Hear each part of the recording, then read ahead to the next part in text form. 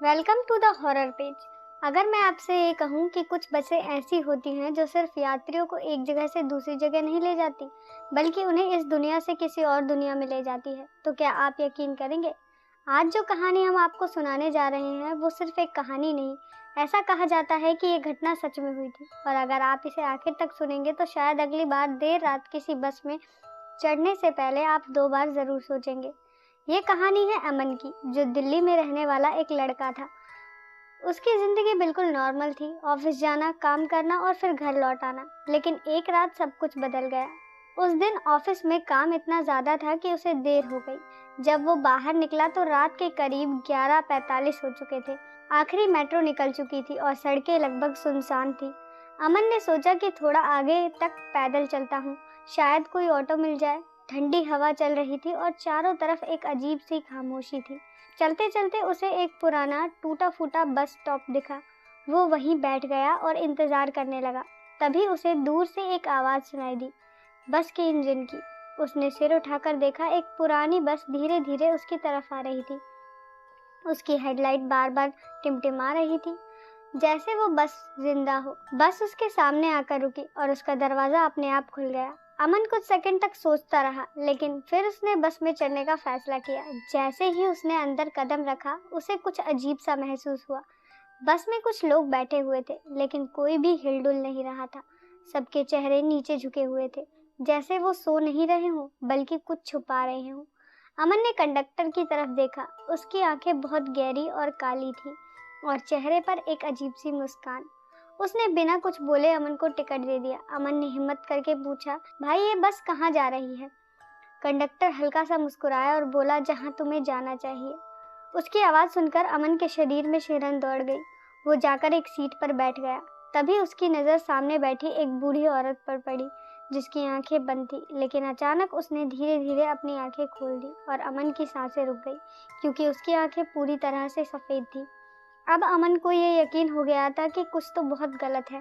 उसने खिड़की से बाहर देखा, लेकिन अजीब बात ये थी कि बस आगे बढ़ रही थी, फिर भी बाहर का नज़ारा बदल नहीं रहा था। वही पेड़, वही मोड़ बार बार नजर आ रहे थे, जैसे बस एक ही जगह पर घूम रही हो। डरते डरते वो कंडक्टर के पास गया और पूछा, ये बस कहीं जा क्यों नहीं रही है? इस बार कंडक्टर ने उसकी आंखों में देखते हुए कहा, ये बस उन लोगों के लिए है जो कभी अपनी मंजिल तक नहीं पहुंच पाए। अमन का दिल जोर जोर से धड़कने लगा। उसने कांपते हुए पूछा, मतलब? कंडक्टर उसके करीब आया और धीरे से बोला, जो इसमें चढ़ते हैं वो कभी वापस नहीं उतरते। ये सुनते ही अमन ने दरवाजे की तरफ भागने की कोशिश की, लेकिन दरवाज़ा अपने आप बंद हो गया। उसने खिड़की से बाहर देखा, लेकिन अब बाहर सिर्फ अंधेरा था।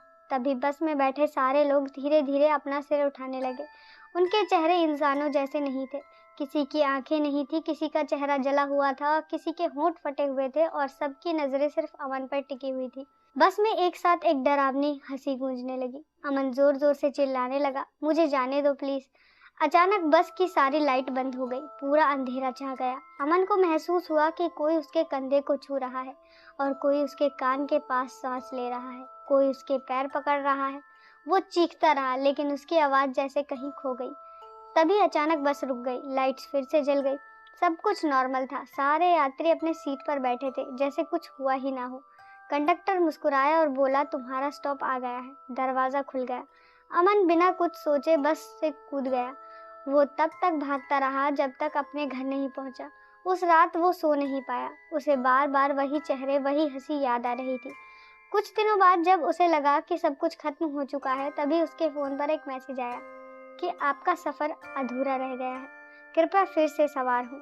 अमन के हाथ कांपने लगे। उसने तुरंत उस नंबर को ब्लॉक कर दिया। लेकिन उसी रात ठीक 12 बजे उसे बाहर से वही बस की आवाज़ सुनाई दी। वो डरते डरते खिड़की के पास गया और उसका खून जम गया। वही बस उसके घर के बाहर खड़ी थी। दरवाज़ा खुला और कंडक्टर बाहर आया। उसने ऊपर अमन की तरफ देखा और मुस्कुराया, फिर धीरे से बोला, हम अधूरी सवारियों को छोड़ते नहीं। अमन घबराहट से पीछे हट गया। उसने दरवाज़ा बंद कर लिया और लाइट जला दी। लेकिन तभी उसके कमरे का दरवाज़ा अपने आप खुल गया। फर्श पर गीले पैरों के निशान धीरे धीरे अंदर आ रहे थे। और उस रात अमन के साथ क्या हुआ ये आज तक कोई नहीं जानता। तो अगली बार अगर आप देर रात कहीं अकेले खड़े हों और कोई पुरानी बस आपके सामने आकर रुक जाए तो सोच समझ कर चढ़ना, क्योंकि हर बस आपको घर नहीं ले जाएगी, कुछ बसें आपको हमेशा के लिए ले ही जाएंगी। स्टोरी अच्छी लगी हो तो स्टोरी को लाइक और चैनल को सब्सक्राइब करना मत भूलना।